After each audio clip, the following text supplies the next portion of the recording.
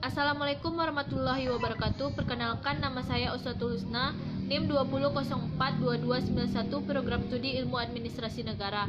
Kali ini saya akan mempresentasikan mengenai konsep dasar ekonomi. Sebelum kita masuk kepada topik, ada baiknya kita mengetahui apa itu ilmu ekonomi. Ilmu ekonomi adalah ilmu yang mempelajari perilaku manusia dalam memilih dan menciptakan kemakmuran. Inti masalah ekonomi adalah adanya ketidakseimbangan antara kebutuhan manusia yang tidak terbatas dengan alat pemuas kebutuhan yang jumlahnya terbatas, di mana permasalahan tersebut kemudian akan menimbulkan kelangkaan. Sedangkan kegiatan ekonomi adalah kegiatan yang dilakukan oleh individu atau kelompok untuk memperoleh barang dan jasa guna untuk mempertahankan kelangsungan hidupnya, dengan saling menjual barang dan jasa menggunakan alat tukar-menukar yang sah yang disebut dengan uang. Ekonomi sebagai ilmu menurut para ahli. 1. Adam Smith mengemukakan bahwa ilmu sistematis yang mempelajari tingkah laku manusia dalam usahanya untuk mengalokasikan sumber daya yang terbatas untuk mencapai tujuan tertentu. 2. Abraham Maslow mengemukakan bahwa salah satu bidang pengkajian di mana ilmu ini mencoba untuk menyelesaikan masalah atas keperluan manusia melalui berbagai sumber ekonomi yang sudah ada berdasarkan kepada teori dan prinsip tertentu dalam suatu sistem ekonomi yang sudah dianggap efisien dan efektif. 1. Ekonomi deskriptif menggambarkan keadaan perekonomian yang sebenarnya terjadi di masyarakat. Contohnya jumlah angkatan kerja, struktur serikat buruh, dan asal-usul serta sejarah lembaga ekonomi. 2. Teori ekonomi berusaha menggeneralisasi data-data ekonomi dan memberikan penafsiran atas data tersebut. Terbagi dua, yaitu ekonomi mikro, membahas ekonomi dalam skala kecil atau perusahaan. Dalam ekonomi mikro, kesejahteraan dapat tercapai tanpa campur tangan pemerintah.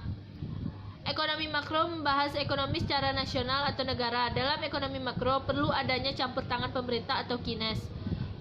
3. Ekonomi terapan merupakan cabang ilmu ekonomi berdasarkan bukti empiris. Perbandingan dasar pemikiran antara klasik dan Keynes. 1. Klasik, tidak perlu adanya campur tangan pemerintah dalam kegiatan ekonomi.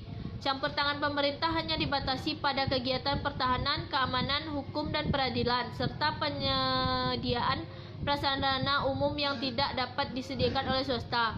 2. Keynes, perlu campur tangan pemerintah dalam kegiatan ekonomi. Campur tangan pemerintah bertujuan untuk mengatasi permasalahan ekonomi seperti inflasi, pertumbuhan ekonomi, dan pengangguran. Kegiatan ekonomi. 1. Produksi. Produksi adalah kegiatan menambah kegunaan suatu benda atau menciptakan barang baru sehingga lebih bermanfaat untuk memenuhi kebutuhan hidup.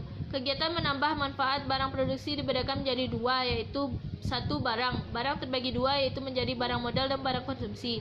Jasa juga terbagi dua, jasa langsung dan jasa tidak langsung.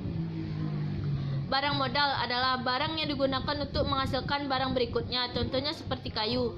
Kayu akan diolah kembali menjadi beberapa barang perabotan seperti meja, kursi, lemari, dan lain-lain. Barang konsumsi. Barang konsumsi adalah barang yang siap dipakai konsumen seperti pakaian, makanan, dan minuman. Jasa langsung dapat memenuhi kebutuhan. Contohnya guru. Guru memberikan jasanya dalam memberikan ilmu dan mendidik siswa di sekolah. Jasa yang tidak langsung memenuhi kebutuhan, contohnya tiki, bank, dan kargo. Mengapa demikian? Karena mereka harus melewati proses terlebih dahulu untuk dapat memenuhi kebutuhan. 2. Distribusi. Distribusi adalah penyaluran atau penyampaian barang dan jasa dari produsen ke konsumen. Proses penyaluran distribusi dapat dibagi menjadi dua kelompok, yaitu distribusi langsung adalah proses penyaluran barang dan jasa langsung dari produsen ke konsumen. Distribusi tidak langsung adalah proses penyaluran barang dan jasa dari produser ke konsumen dengan perantara. 3. Konsumsi. Konsumsi adalah kegiatan yang bertujuan mengurangi dan menghabiskan daya guna suatu benda, baik berupa barang maupun jasa untuk memenuhi kebutuhan dan kepuasan secara langsung. Konsumsi dapat dibagi menjadi dua kelompok, yaitu konsumsi langsung adalah pengonsumsian barang dan jasa untuk memenuhi kebutuhannya. Konsumsi tidak langsung adalah pemakaian barang dan jasa yang tidak secara langsung memenuhi kebutuhan pengguna. 5. Konsep dasar ekonomi.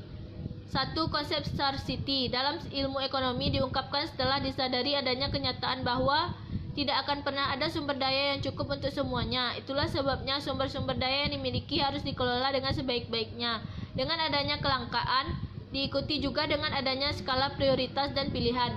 2. Konsep spesialisasi, yaitu konsep produksi yang baru dihasilkan dari kelangkaan sumber produksi. Dikembangkan metode-metode produksi yang baru yang mampu menghasilkan jumlah banyak dengan sedikit waktu dan sedikit bahan. Contohnya perkebunan di daerah puncak. Dari segi geografis, lahan pada daerah puncak sangat cocok untuk sistem perkebunan karena udaranya yang sejuk. Dari segi ekonomi, tanaman perkebunan dapat menghasilkan keuntungan yang luar biasa. Contohnya tanaman teh, kopi, rempah-rempah, dan lainnya. 3. Konsep sistem moneter dan transformasi, yaitu konsep yang tumbuh dan dari adanya spesialisasi yang mengakibatkan terjadinya saling ketergantungan. Ekonomi moneter merupakan suatu cabang ilmu yang membahas tentang peranan uang dan mempengaruhi tingkat harga-harga dan tingkat kegiatan ekonomi dalam suatu negara. 4. Konsep kesejahteraan masyarakat, yaitu konsep keputusan pasar yang dipengaruhi kebijaksanaan atau politik pemerintah guna mencapai kesejahteraan masyarakat. 5. Konsep pasar dan ilmu ekonomi mainstream. Konsep pasar adalah setiap struktur yang memungkinkan pembeli dan penjual untuk menukar jenis barang dan jasa dan informasi. Pertukaran barang atau jasa untuk uang adalah transaksi, dan konsep pasar terdapat pasar input dan pasar output. Hubungan ilmu ekonomi dengan ilmu administrasi negara. Administrasi negara juga bertujuan untuk mencapai kesejahteraan umum. Kesejahteraan umum sangat berkaitan dengan ekonomi. Bagaimana manusia berlomba-lomba untuk memenuhi kebutuhan dengan sumber daya atau alat pemuas kebutuhan yang terbatas. Pada hakikatnya, administrasi negara berarti keterlibatan negara dalam masyarakat.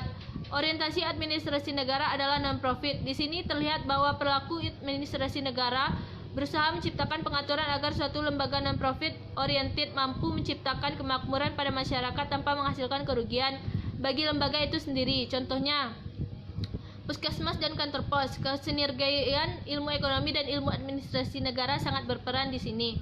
Administrasi negara berperan sebagai pengambil kebijaksanaan dalam rancangan dan persetujuan APBN.